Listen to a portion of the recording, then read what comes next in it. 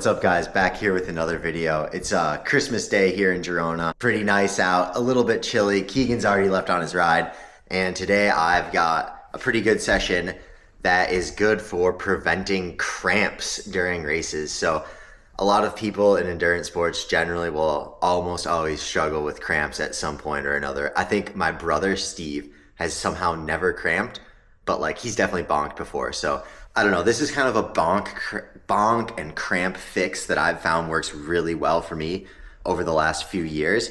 And it's kind of a 3-component thing. So there's a workout component and then there's the nutrition component. And so I'm gonna kind of go into that really fast. For the workout, what I've got today is 3 or 4 by 5 minutes low cadence. And so there's a very specific way that I'm doing this interval session. And it's going to be on the time trial bike, in the position, up the hill. And what this is gonna do is it's gonna engage all the muscles throughout the pedal stroke, right?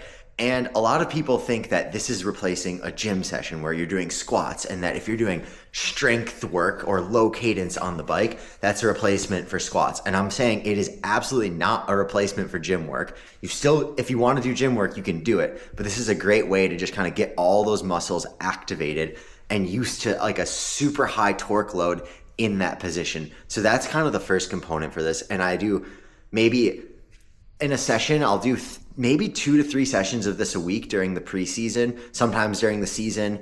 Like I'll probably do a little bit during the season this year, but 2 to 3 sessions of somewhere between 15 and 25 minutes of work with basically full recoveries after everything. So I want to make sure that like everything is cleared out. This is not an interval session that's like, oh, I'm going to get fit from, right? You're not doing like 4 by 4 minutes VO2. It's not like a sexy, huge power number session, but you want to be getting some really high torque on the muscles. So the ideal cadence is somewhere between 48 and 60. It really depends. I remember I've done a workout. One of the first times I ever did low cadence stuff was when my boy Dimitri Bear from Arizona was staying with me in Tempe, and we did, I remember this perfectly, like it was yesterday, on the trainer, a 30-minute block, and it would be 3 minutes above 100 RPMs and then 3 minutes below 70 RPMs. And I remember the first time I did that for like 2 weekends in a row, and I remember being like, holy shit, my legs are on fire. Like I was so strong from just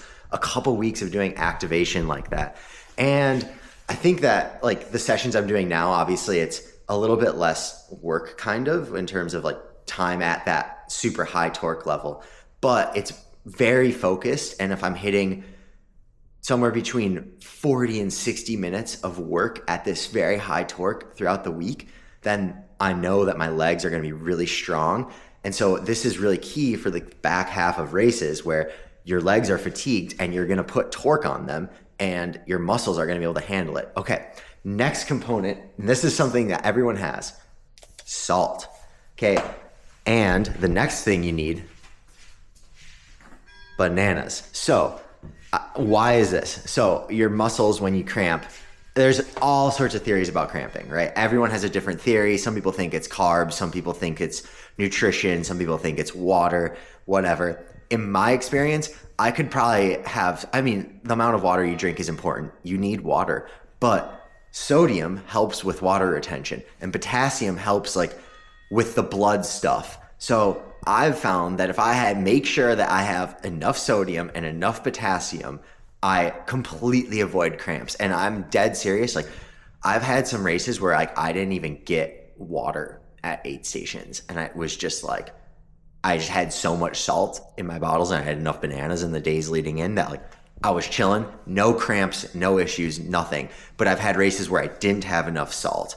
And man, it sucks. And like, or if I've ejected a bottle that has a bunch of sodium in it or electrolytes, it can absolutely derail things. So I always make sure that before I go out and I ride my bike, this doesn't even matter if it's a big gear session, I load it up with a couple pinches of salt. It is a very arbitrary measurement, right? Like it doesn't, like, I'm not measuring it out. I'm not weighing it. I just know that salt, good. And I even carry little packets of it that you can get at the American restaurants. I carry those around in my saddlebag just in case like I stop and I need water with salt. Because like water is great, but like, and it works for some people, but yeah, I don't know. I think sodium, potassium, big gear work, you're not going to be cramping anymore. Problem solved. Okay, sorry if there's some confusing stuff in there where I just gloss over the science really fast. There's some neuromuscular thing where it's like the brain and the muscles communicate and there's salt involved and like your blood things. And I don't really know exactly how it works, but I do know that it works, right? Like, you don't know why Fiend by Travis Scott is an absolute banger, right? Travis Scott literally looks like he fell out of the back of a truck and hit his head like 40 times. But this song is a total banger, right? And this is the same thing with why is sodium good for when you're working out and why does it prevent cramps? It's like, dude, I couldn't tell you, but like, it works. Just like, this is a banger. Just trust me, bro. All I'm saying is try it out. You know, you may be more of a Sheryl Crow guy than a Travis Scott guy, but just give the salt, give the bananas, give the big gear work a try, see how it goes. Always remember, if Young Metro don't trust you, you better run.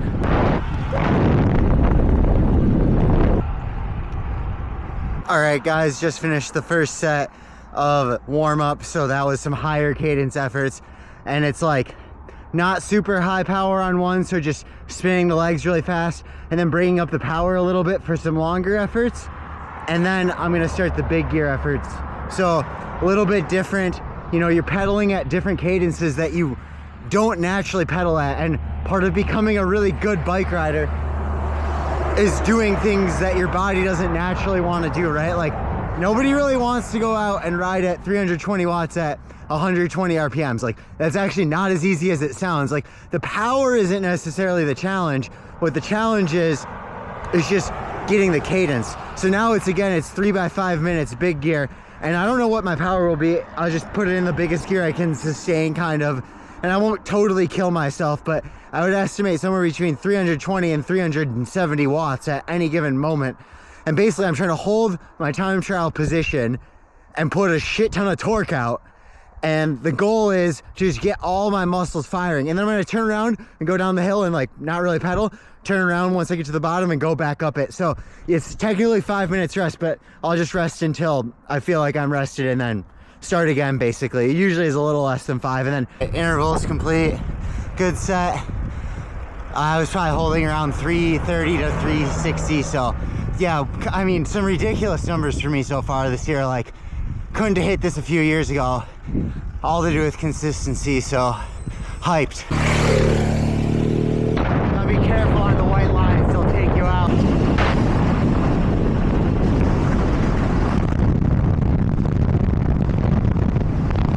Christmas in Spain, baby!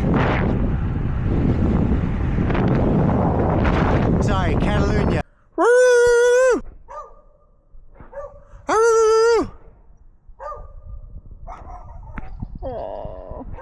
Cuties.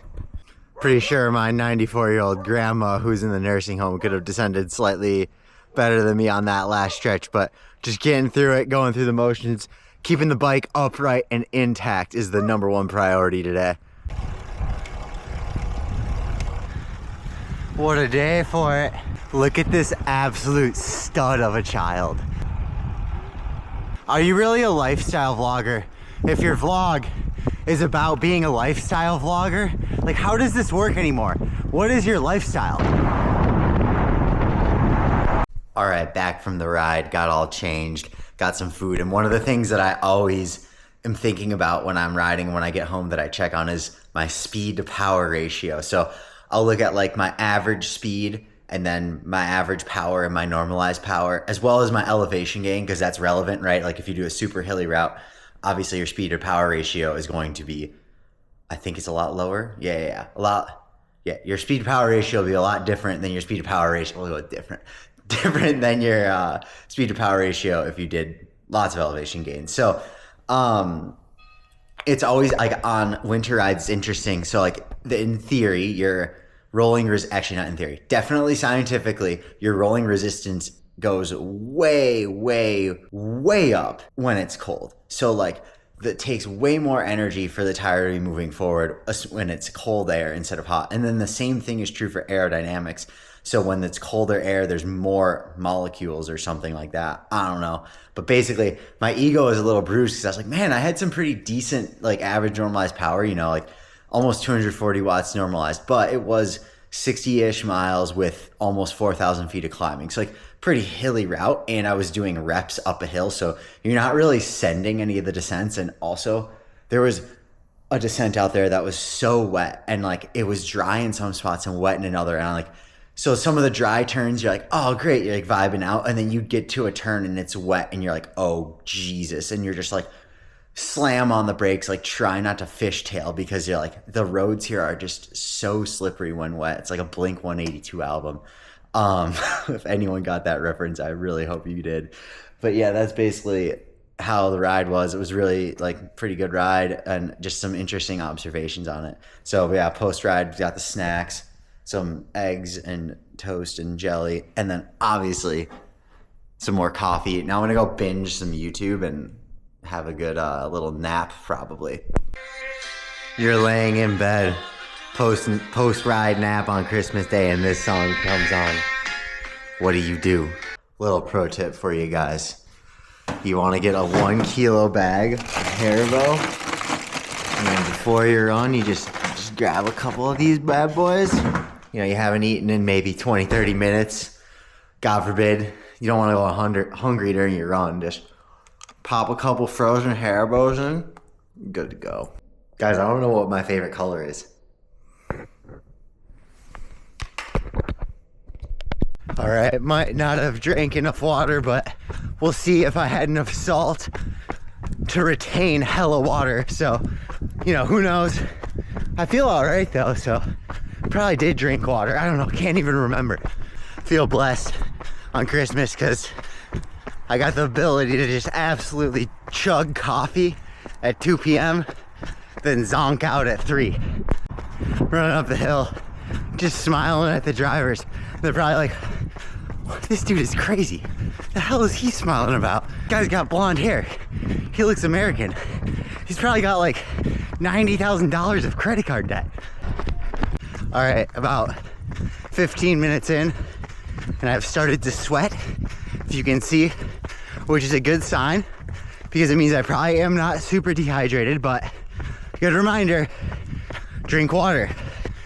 If you have to pee, it's not that big of a deal. But if you're dehydrated, that sucks. Welcome to the vlog. What's your name? ¿Cuál es tu nombre? José Víctor. Ah, sí. Mi nombre es Ernie. ¿Cómo? Ernie. Ernie. Ernesto. Well, Feliz Navidad.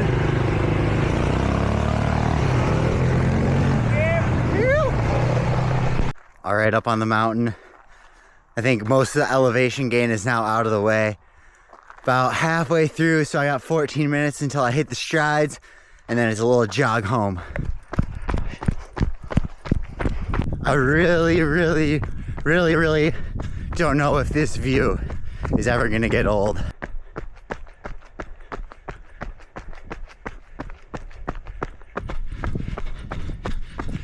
All right, strides done. Money in the bank. Felt pretty good. Running pretty fast, so at my little spot where I always do strides. Sometimes I do them on a steeper hill. Sometimes I do them in a flat parking lot, but generally slightly uphill.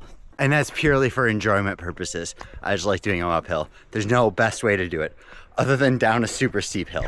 All right, run is done. I'm a little cooked right now, not gonna lie. I think I'm probably gonna end up just raw dogging the vlog and like minimal editing. Not that it's not already minimal editing, but we're gonna minimal edit this, have a snack, do some Pilates, and that's gonna be that. Thanks for watching. Stay tuned for more, and like and subscribe, turn on post notifications, and shout out to my boy on the ATV for pulling up.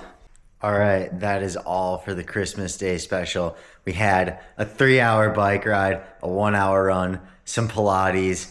Now I just made some dinner. We've got rice, pesto, chicken, some vegetables. And now I'm gonna go binge some TV. Let's go.